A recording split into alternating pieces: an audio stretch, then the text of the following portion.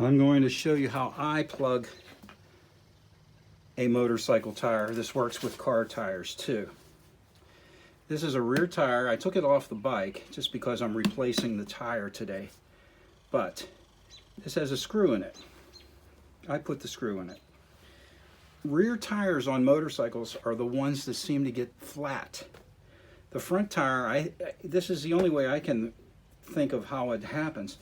The front tire probably kicks up the nail or the screw or whatever, and while it's still flopping around, the rear tire is unlucky enough to be coming along while the nail is in the right position to puncture the tire. That's the only way I can figure out why.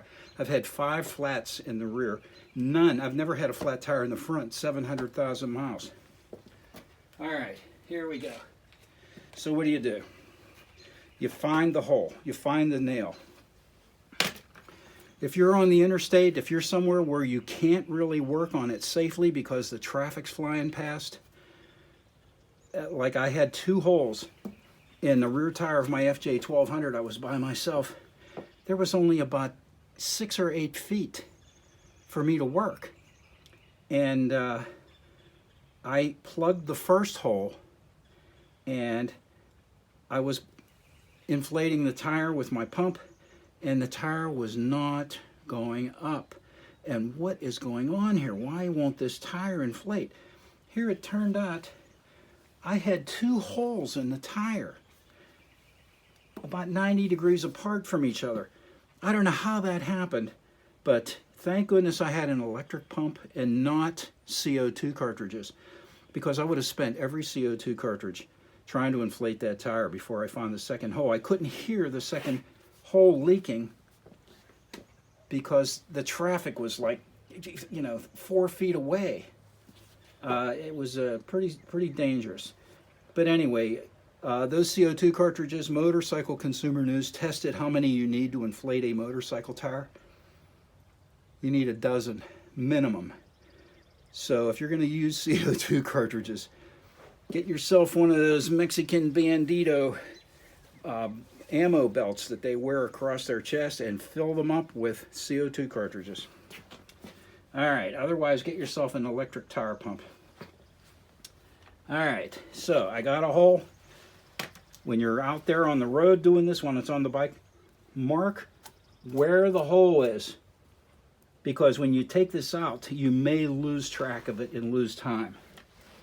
You want to get out of there. All right, so I'm home, so I'm going to use this. If this was a screw in my tire and I was on the road, that screw would be obliterated and I wouldn't be able to use a screwdriver on it.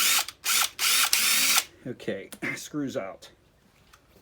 All right, so now what do? Well, I get out my string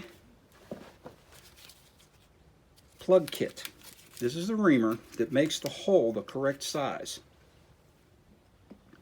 Stick it in there to keep track of the hole. You get out one of these are the red ones. I got these just to try them.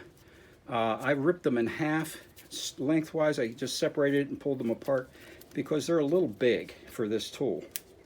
But I like the black ones that come with the slime plug kits. But you insert the string plug halfway down the tool. There you go. All right. That's going to be ready to go soon here. I like to use glue. Some of the plug kits come with plugs, the tools, and glue. I buy these a dozen at a time from China every few years. They're vulcanizing glue. Okay, so you get the glue and you coat the reamer. All right, you go back to the hole, coat the hole with glue, and that makes sure that the hole is the correct size to take this plug. I like the string plugs better than the rubber plugs because the rubber plugs are susceptible to the belts in car tires and motorcycle tires. They're susceptible to the belts.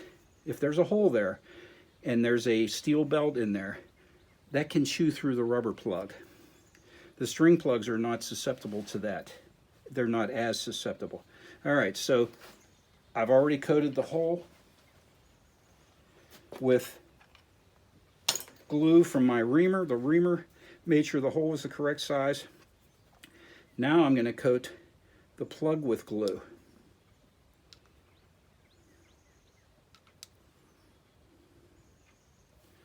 Okay.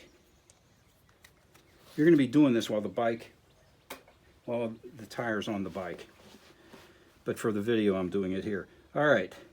So that's covered with glue. The hole's the right size. You push it in almost halfway. Leave about a ½ inch out and pull the tool out. That's it. It's done. So what do? If you have a knife or a razor blade, which you're not going to have, could have a knife. You should carry a knife. But just for the hell of it, for this video, I'm going to cut it off with a pair of diagonals. You don't want any excess tail sticking out, because that could catch as you drive on something and possibly pull it out. You want to get it pretty level, pretty even with the surface of the tire. That's it, the tire's plugged. So now what? You get this is a pump that I got at Walmart for 10 bucks. It's made by Slime. It's got a cigarette lighter plug on it. Very long cord for plugging in. These are, I guess, mostly for the car people, but that's plenty long. I've identified the red wire because I made up this plug. I didn't want to cut the end off and make it so that it had alligator clips and have to clip onto the battery, because some bikes it's a little bit of a bitch to get to the battery. So I got a cigarette lighter at an auto parts store for about 8 or 10 bucks, and I identified the red wire, did a continuity check, and then I can plug in. I plug this into my, I have a fused lead for my Witter electric vest. So if I need to charge my cell phone or use my Garmin or my helmet camera, I plug this in to my fused receptacle for accessories, and I can plug that in because it has that plug on it instead of alligator clips. This bike here is a little tough to get to the battery. Some of them are really tough. But anyway, that's my plug kit that I carry on my bike. The tools, the glue, the plugs, the pump. Okay, one little tip about your motorcycle valve. This is a 90-degree metal valve. It's not really susceptible to letting air out of the tire from centrifugal force as you're driving down the road and contacting bumps. But most motorcycles have valves that stick straight up.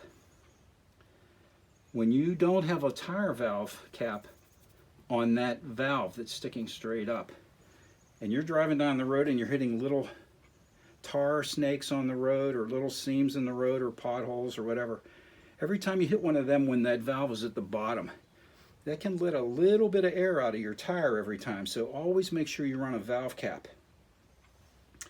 These little pumps take about 5 minutes to inflate the tire to around 40 pounds. They're great. You got to get one. For 20 bucks, you can have the plug kit and a pump, and you won't ruin your Saturday or your Sunday or your vacation. What are you going to do if you get a flat? You're going to call somebody at home that has a pickup truck and ruin their day? What if you have a Goldwing or a Harley Dresser? Did you ever try to put one of those things in the back of a pickup truck? I don't want to say it's impossible, but I've never tried it. I have a four-wheel drive truck. I would never try to put a motorcycle like my Venture here in the back of that truck. That's why I have a little trailer. But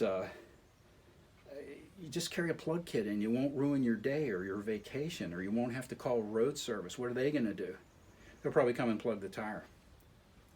But anyway, just carry a plug kit. That's how you plug a tire. Now they say to replace the tire after you've plugged it. I've plugged 4 or 5 tires, and I've ran the tires for years, and I never had a plug fail on me. Maybe it's because I used glue to really vulcanize the hole. I don't know. I guess for insurance reasons, they have to tell you never plug a tire, or never plug a tire and continue to use the tire. Replace the tire immediately. But I have never had a plug fail. So that's how I plug tires on motorcycles.